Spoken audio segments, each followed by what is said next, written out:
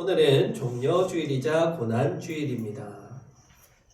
지난 30여일 동안의 사순절을 마무리하는 마지막 한 주간입니다.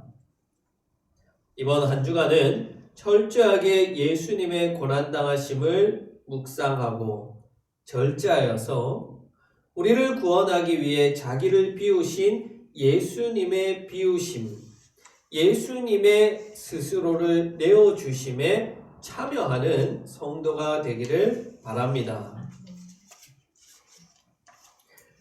지난주 어느 날 베란다에 우리 사모님의 옷가지들이 널브러져 있었습니다. 물어보니 이제 입지 않아서 시골에 일할 때 입으면 좋겠다 싶어서 내놨다는 거예요. 그래서 시골에 갈 일이 있으면 이 옷들을 이제 가져다 놓고 일할 때 입겠다는 겁니다. 물론 저는 그 자리에서 말하지 않았지만 알고 있었습니다. 저는 옷장에 옷을 걸 자리가 없었기 때문에 새로운 옷을 사서 걸 자리를 만들기 위해 비우는 것임을 말입니다. 거기서 하나의 이치를 발견하게 됩니다. 우리의 옷장에 옷이 가득 차 있다면 우리는 더 이상 새 옷, 좋은 옷, 계절에 맞는 옷, 이쁜 옷을 채울 수가 없다는 것입니다. 현대인들은 비우기보다 채우는 것을 더 좋아하고, 아니요, 오히려 채우기 위해서 살아간다라고 할 수 있습니다. 어쩌면 그것은 현대인, 고대인 가릴 것 없이 모든 인간이라면 누구나가 다 채우는 것을 좋아한다라고 할 수 있겠어요.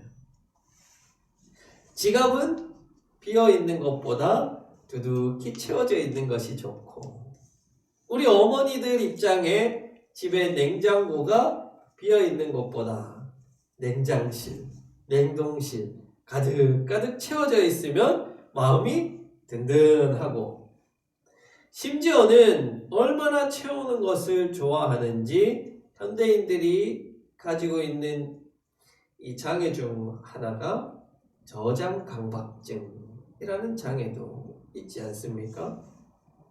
이것을 앓고 있는 이들은 비어 있으면 불안하대요. 그래서 그 비어 있는 것을 쓰레기든 쓸모없는 것이든 무엇이라도 가지고 와서 채우고자 하는 욕망, 잘못된 그 욕망으로 인해서 저장강박증이라는 것도 나타난다고 한다는 거예요. 그들이 그렇게 채우고자 하는 것은 비어있으면 불안하다는 거예요. 그 불안을 떨쳐버릴 수가 없기 때문에 자꾸 채우기만 하는 겁니다. 그래요, 우리는 그런 비어있는 것에 대한 불안함이 있습니다. 우리의 월급 통장이 비어있으면 불안합니다. 우리의 휴대전화 배터리가 점점 비어져 가면 불안합니다. 우리의 학점이 점점 헐빈해져 가면 불안합니다. 우리가 사랑받고 있지 못하다고 느끼는 것, 사랑이 비어있음을 느낄 때 우리는 불안해합니다. 두려워합니다. 하지만 성경에서는 한결같이 우리가 그런 두려움을 떨쳐버리고 비워내야 한다라고 말씀합니다. 가장 우리가 비워야 하는 결정적인 이유는 하나님께서 비우시는 하나님이시기 때문에 하나님의 자녀인 우리가, 그리스도의 뒤를 따라가는 제자된 우리가 닮아가야 하는 모습, 바로 비우는 자, 비우는 모습, 비우는 하나님, 비우는 그리스도인이라고 할 수가 있습니다. 왜냐하면 비움이라는 것은 생명이 시작되는 것이기 때문에 그렇습니다. 과학자들은 우주의 나이를 146억 년이라고 이야기를 하더군요. 146억 년 전에 한 점에서 폭발해서 지금의 우주가 생겨났다라고 이야기를 합니다. 여러분은 이런 질문 가져본 적 없으세요? 그러면 147억 년 전에는 무엇이 있었을까? 과학자들이 우주를 관측할 수 있는 것은 146억 광년까지만 관측할 수 있습니다. 왜냐하면 빛의 속도를 따라잡아서 관측할 수는 없기 때문에 그래요. 그러면 이 140억 6광년 이것 너머에 있는 147억 광년에는 지금 무엇이 있을까? 우리가 살고 있는 이 우주 세계 너머에는 무엇이 있을까? 여러분 그런 생각해 보지 않으셨어요? 누구나가 다 이런 질문을 던지지만 과학자들은 여기에 대해서 대답해 주지 않습니다. 왜냐하면 관찰할 수 없기 때문에 대답을 내려줄 수 없는 것입니다. 우리는 고백합니다. 우리는 알고 있어요. 그 세계, 바로 아무도 없던 그 세계를 가득 채우고 있던 그것은 바로 하나님이시다라는 것을 우리는 고백합니다. 세계가 만들어지기 그 이전에 이 세상 속에 하나님은 홀로 이 세상을 가득 채우며 계셨습니다. 또한 우리가 지각하는, 우리가 상상하는, 알고 있는 그 우주 세계 너머에는 바로 그 하나님이 여전히 차지하고 계시는 거예요. 하나님은 영원, 무한 그 자체이기 때문이시기 때문입니다. 그런 하나님만이 가득 찼던 세상에 어떻게 해서 이 유한한 인간이, 거짓된 세상이, 죄악으로 가득 찬 것들이 만들어지게 될 수 있었을까요? 온전히 선한 하나님으로 가득 찼던 그곳에 어떻게 이 유한한 것이 들어서게 되었을까요? 그것은 바로 하나님께서 자신의 일부분을 비우셨기 때문에 가능한 거예요. 오로지 하나님으로 가득 찼던 세상에서 유한하고 악한 것이 태어날 수 있었던 그런 자리는 결코 없습니다. 그래서 하나님은 자신을 비우시고 거기에 바로 이 세상을 창조하신 거예요. 생명을 잉태하신 거예요. 마치 어머니가 자녀를 잉태하기 위해서 자신의 일부분을 내어준 것처럼, 비워준 것과 같이 하나님은 자신을 비우시고 거기에 바로 우리라는 생명을 잉태하신 겁니다. 하나님의 자기 비움 가운데 생명이 나타나게 된 거예요. 예수님은 어떻습니까? 오늘 우리가 읽은 본문은 바울이 살았던 당시에 교회에서 불렀던 찬송가예요. 찬송 시임을 학자들이 이야기합니다.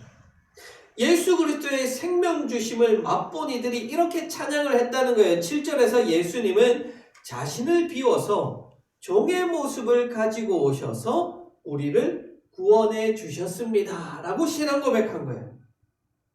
예수님은 하나님 그 자체입니다. 6절에서 하나님의 모습, 즉 본성적으로 같은 하나님이십니다. 라고 고백해요. 그 하나님께서 스스로를 비우셔서 하나님과 동등됨, 하나님으로서 누릴 수 있는 모든 권리를 포기하고 자신을 비워서 종의 모습인 인간의 형체를 입으시고 인간을 위해서 이 땅에 오셔서 십자가에 달려 죽으셨습니다. 그 자기 비움을 통해서 우리는 생명을 얻은 것입니다.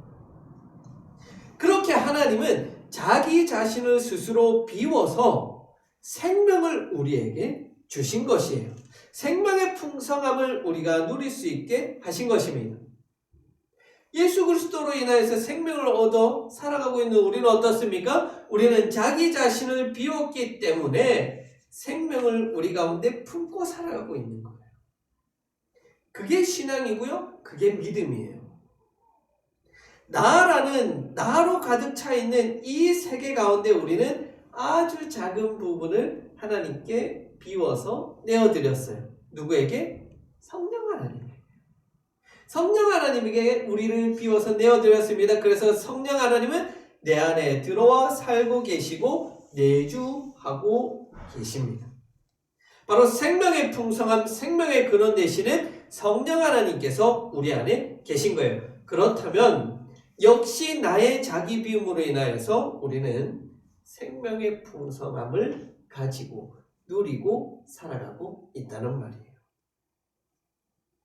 이와 같이 하나님의 자기 비움, 우리의 자기 비움이라는 것은 생명의 풍성함을 주게 한다는 거예요. 그래서 우리도 하나님의 모습을 닮아서 자기를 비우고 비울 때 생명을 가지고 또 이웃에게 생명을 나누며 살아갈 수가 있습니다. 우리가 품어야 할 그 마음, 그것은 하나님께서 그렇게 하셨고 예수님께서 그렇게 하셨던 것 같은 바로 자기 비움이라는 것입니다.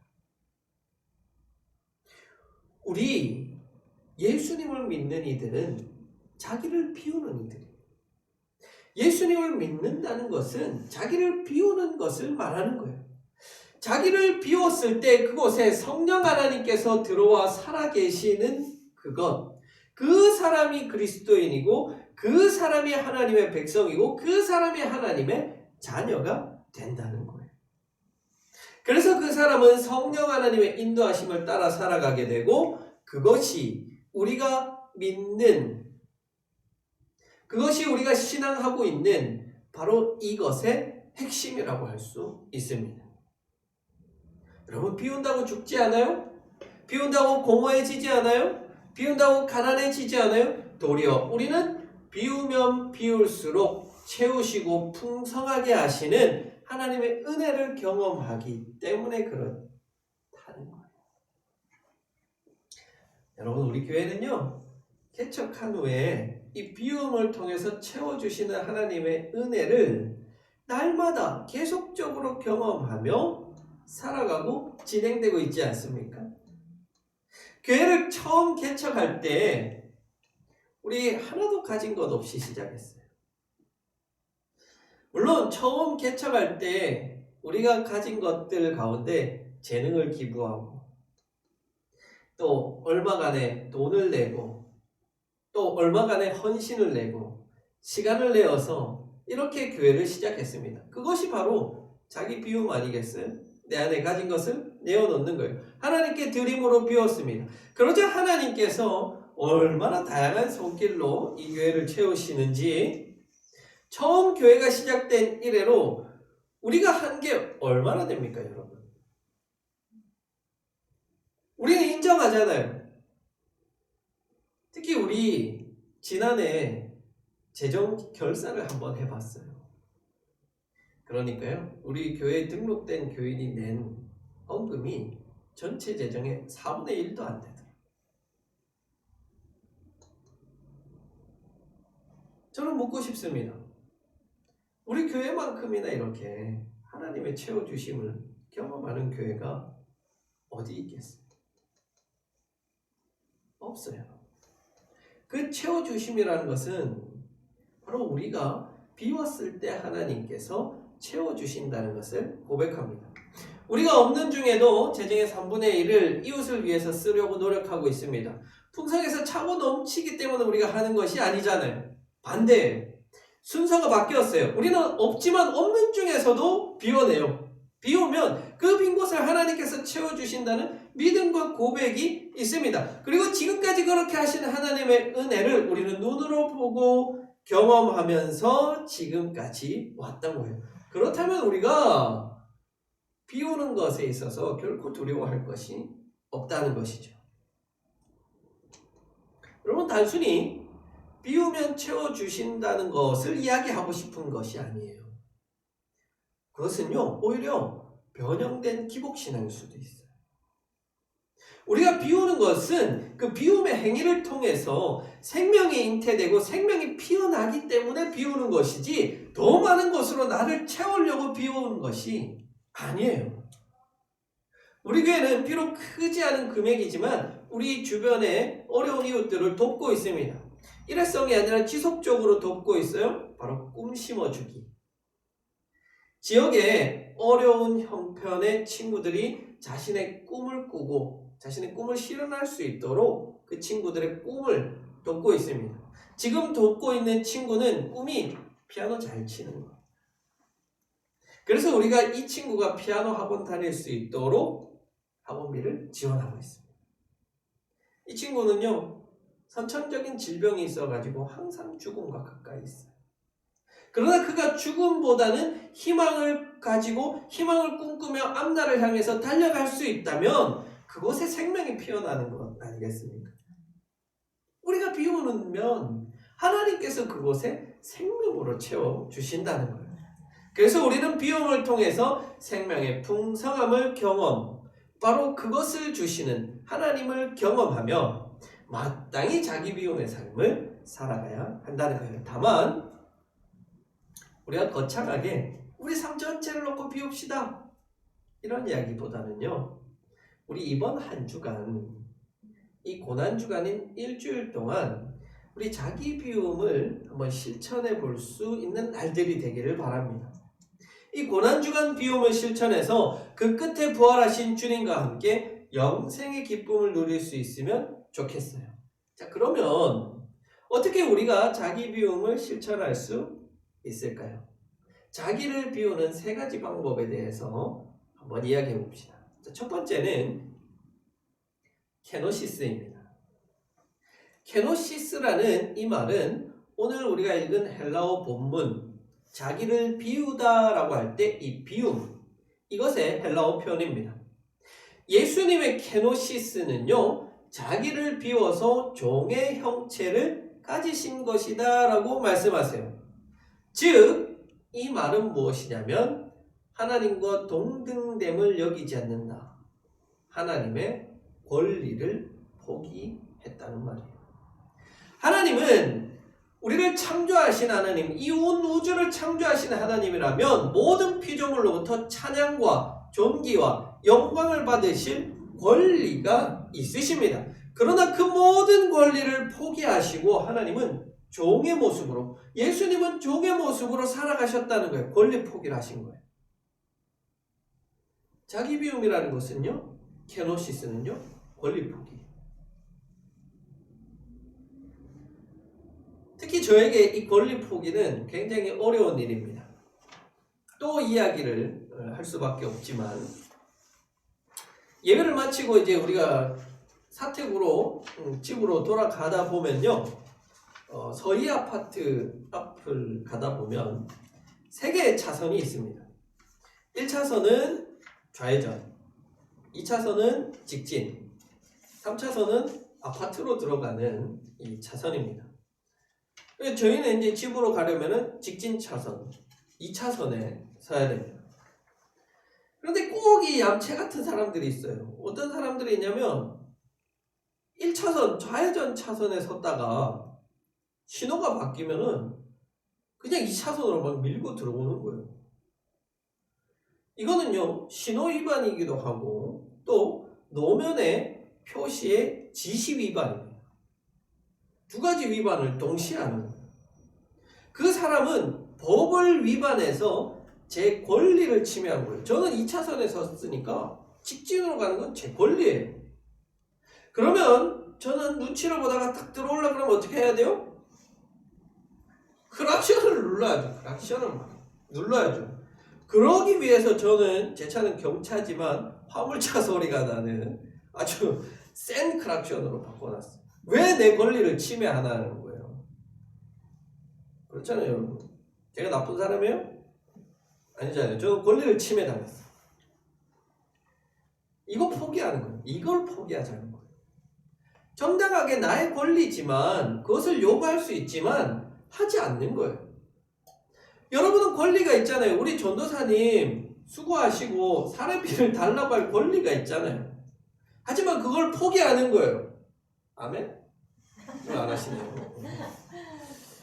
내가 행사할 수 있는 권리를 포기할 때 심지어는 상대방이 그것을 법을 위반한, 잘못을 했더라 해서 나의 권리를 침해하는 것, 그것이라고 할지라도 그 권리를 포기하면요, 그 속에 생명이 피어납니다. 제가 크락션을 꽉 누르면요, 서로 다 불쾌해요. 서로 다 화가 나요. 그러나 그것을 참고 이해하고 양보해주면요, 그 속에 생명이 피어나고 사랑이 피어나는 거예요. 이번 한 주간 우리가 해야 하는 자기 비움 첫 번째, 케노시스, 권리 포기. 두 번째 자기 비움은 허입니다. 허. 여기서 허라는 것은 노자 철학에서 말하는 허라는 것입니다. 자, 여기서 우리가 자기 비움의 단서를 한번 포착해 보는데요. 동양 철학의 사유에서는요, 모든 것의 그 쓰임, 사용, 그것에 관련해서 그 물체를 정의합니다. 즉, 컵이라는 것은요, 컵이 비어 있을 때에는 거기에 물도 담고 술도 담고 주스도 담고 할 수 있는 이 컵의 기능을 할 수 있는 거예요. 그래서 컵이 되는 겁니다. 그에 반해서 이 컵 안에 흙이 가득 차 있어요. 그러면 이것을 우리가 컵이라고 이야기할 수가 없어요. 컵으로서의 기능을 할 수가 없기 때문에 그렇습니다. 그 말은 이 컵 안에 흙이 담겨져 있으면 컵으로서의 정체성을 잃어버리게 된다. 즉, 이 허로서의 자기 비움이라는 것은 곧 정체성을 회복하는 것을 말하는 거예요. 예를 들어서 우리의 정체성은 하나님께서 우리를 만드시고 이 땅에 보내신 사명이잖아요. 그 사명을 완수해 나가는 것이 우리의 정체성입니다. 우리가 그 사명을 무시한 채 그저 나를 위해서, 개인을 위해서, 가족을 위해서, 우리 가정만 위해서 살아간다면, 나의 욕심, 나의 명예, 그것을 채우기 위해서 살아간다면 우리는 정체성을 잃어버린 거예요. 그렇다면 우리가 비워야 할 것은 무엇이에요? 무엇을요? 하나님께서 나를 부르신 사명이 아닌 다른 부차적인 우리의 삶을 위해서 살아가는 그것을 비워야 한다는 거예요.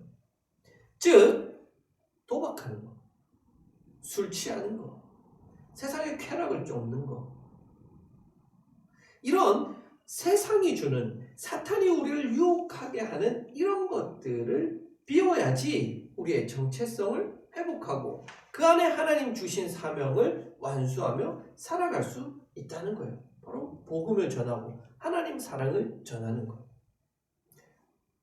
하나님께서 우리를 쓰실 수 있도록 나를 비워드리는 거예요. 그게 바로 우리의 정체성이 회복되는 거예요.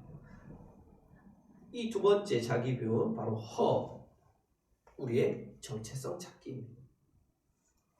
마지막 세 번째 자기 비움의 단서를 방하착이라는 이 한자에서 찾아봅니다. 이 방하착이라는 단어는요, 불교 용어인데요. 흑시범지라는 사람이 부처에게 오동꽃을 봉양했다는 거예요.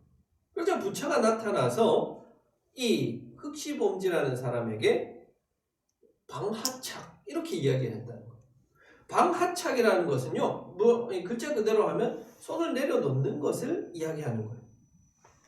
부처는 꽃을 공양했던 그 마음, 내가 했다, 그 마음까지도 내려놓으라는 거예요. 그것을 이야기하는 거예요. 바로 집착을 버리라는 것을 이야기한 것입니다. 특히 여기서 집착이라는 말은요, 자기의 의지에 대한 집착이라고 이야기할 수 있겠어요. 바로 자기 고집. 그것을 내려놓는 것. 그것이 바로 자기 비움의 세 번째 방법입니다. 우리가 자기 비움의 실천을 어렵게 하는 것이요, 바로 자기의 아집과 고집이라고 할 수 있어요. 특히 그것은 나만 옳다, 아니 내가 옳다, 내가 옳다라고 생각하는 것, 타인의 생각과 타인의 주장을 인정하지 않고 나만 옳다, 내가 옳다라고 주장하는 것입니다. 설령 진짜로 상대방이 틀렸고 내가 맞다고 할지라도 자기의 생각을 한 번쯤 포기해보고 상대방을 세워주고 상대방의 주장을 인정해 줄 수 있는 이것을 말하는 거예요. 지난주에 잠을 자려고 침대에 누웠는데요, 사모님이 그날 이 GBS 시간 중에 제가 종말론을 설명하면서 우리 교회랑 상황이 똑같다 이런 말을 했다는 거예요.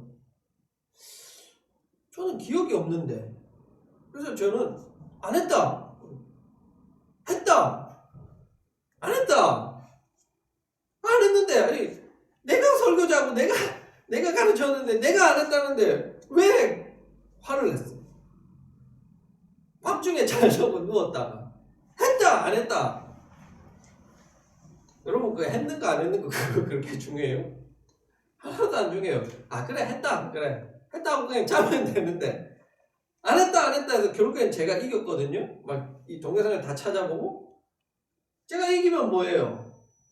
사모님 삐져가지고 제 생명이 날아갔는데 만약 가룟 유다가 끝까지 자신의 그 고집을 챙기지 않고 예수님의 말씀을 들었더라면 그도 생명을 얻었을 텐데 예수님을 찾아온 그 부자 청년이 자신의 그 고집과 아집, 그 재산을 고집하지 않고 예수님의 말씀을 따라 내려놓았더라면 영생을 얻었을 텐데 우리가 자신의 아집과 고집을 내려놓을 때 이런 영생을 얻을 수 있다는 것을 기억하시기 바랍니다. 세 번째 자기 비움은 방아차, 바로 집착, 자기 주장을 내려놓는 것입니다. 자, 이번 한 주간 예수님의 자기 비우심의 자리인 십자가의 여러분을 한번 매달아 볼 수 있기를 바랍니다.